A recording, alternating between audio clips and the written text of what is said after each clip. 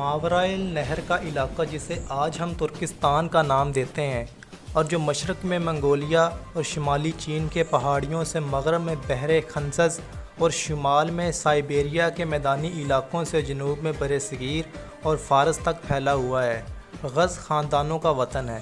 اس علاقہ میں اس خاندان کے بڑے بڑے قبائل رہائش پذیر تھے اور ترک یا اتراک کے نام سے پہچانے جاتے تھے۔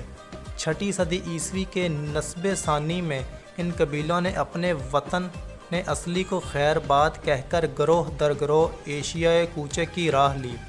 مورخین ان کی اس نقل مکانی کی کئی توجیہات کرتے ہیں۔ بعض کا خیال ہے کہ اس کی وجہ اقتصادی بدحالی تھی۔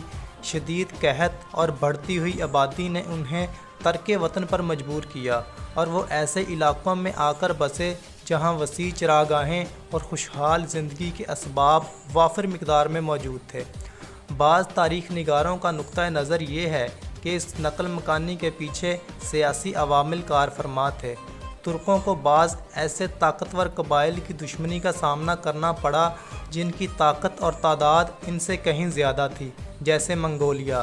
اس دشمنی سے بچنے کے لیے انہوں نے ترکستان کو چھوڑ کر ایک ایسے علاقے کی راہ لی جہاں وہ امن و آشتی کی زندگی بسر کر سکتے تھے۔ یہ رائے ڈاکٹر عبداللطیف عبداللہ کی ہے۔ لہٰذا منگولیوں کی دشمنی سے بچنے کے لیے ان قبیلوں نے مغرب کی راہ لی اور دریائے جیہوں کے قریبی علاقے میں بس گئے، جہاں سے بعد میں وقتاً فوقتاً طبرستان اور جرجان آئے اور یہاں بوت و باش اختیار کر لی۔ اس طرح ترک ان اسلامی علاقوں سے قریب ہو گئے جن کو مسلمانوں نے 21 ہجری 641 میں مارکہ نہاؤندا اور فارس میں دولت ساسانیہ کے سقوط کے بعد فتح کیا تھا۔ اسلامی دنیا کے ساتھ ترکوں کا اتصال 22 ہجری 652 کو اسلامی فوجوں نے باب کے علاقوں کی طرف پیش قدمی کی تاکہ ان علاقوں کو فتح کریں۔ یہ وہ علاقے تھے جن میں ترک سکونت پذیر تھے۔ اسلامی سپاہ کے سپہ سالار عبد الرحمن رضی اللہ تعالیٰ عنہ نے ترکوں کے سردار شہر براز سے ملاقات کی۔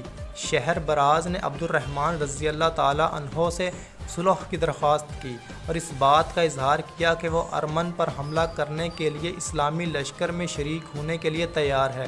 عبد الرحمن نے انہیں اپنے قائد سراقہ بن عمر رضی اللہ تعالیٰ عنہ کے پاس بھیج دیا۔ شہر براز نے سراقہ سے ملاقات کی اور ان سے اپنی خدمات پیش کرنے کے سلسلے میں بات کی۔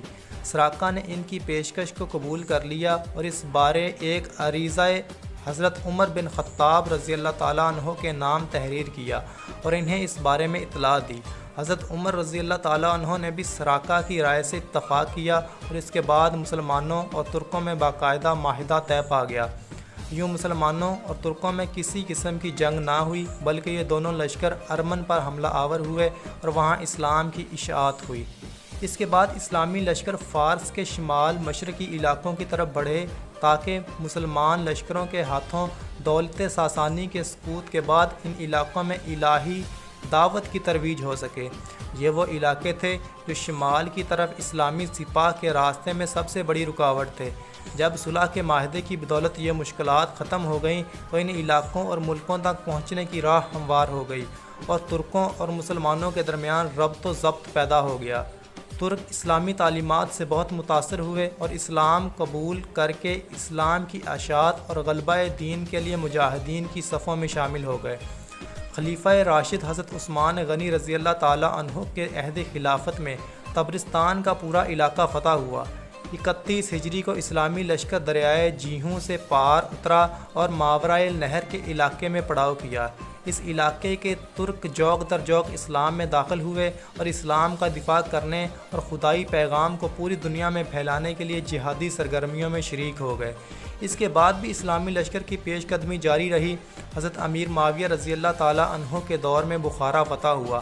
کامیابی و کامرانی کا یہ سلسلہ آگے بڑھا اور سمرقند بھی اسلامی کلمہ روح میں شامل ہوا، حتیٰ کہ اسلامی سلطنت کی سرحدیں وسیع سے وسیع تر ہوتی گئیں اور ایک وقت وہ بھی آیا کہ ماورائے النہر کے تمام علاقے اسلامی سلطنت کا حصہ بن گئے اور ان میں بسنے والے ترک قبائل نے خالص اسلامی تہذیب و تمدن کو اختیار کیا۔ عباسی خلفاء اور امراء کے درباروں میں ترکوں کا اثر و رسوخ بڑھنا شروع ہوا۔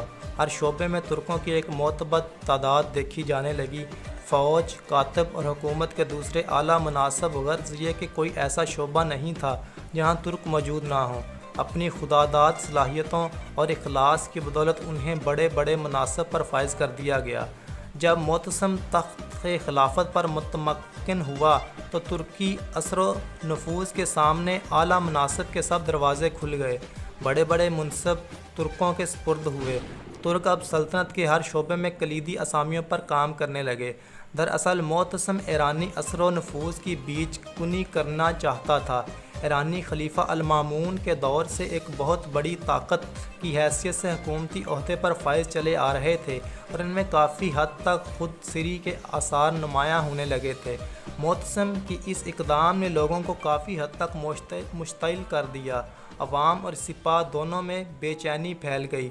یہی وجہ ہے کہ معتصم نے اپنے لیے ایک نئے شہر کی بنیاد رکھی جہاں اس کی ذاتی فوج اور عوان و مددگار رہائش پذیر ہوئے۔ یہ نیا شہر سامراہ کے نام سے موسوم کیا جاتا ہے اور بغداد سے 125 کلومیٹر کے فاصلے پر موجود ہے۔ یوں تاریخ اسلام کے اہم ترین دور میں ترکوں کو سلطنت میں خاصی اہمیت حاصل ہو گئی کہ وہ وقت بھی آیا کہ ترکوں نے ایک بہت بڑی اسلامی سلطنت کی بنیاد رکھی۔ اس سلطنت کا دولت عثباسیہ کے خلفاء کے ساتھ مضبوط تعلق تھا۔ یہ سلطنت تاریخ میں سلجوقی سلطنت کے نام سے پہچانی جاتی ہے۔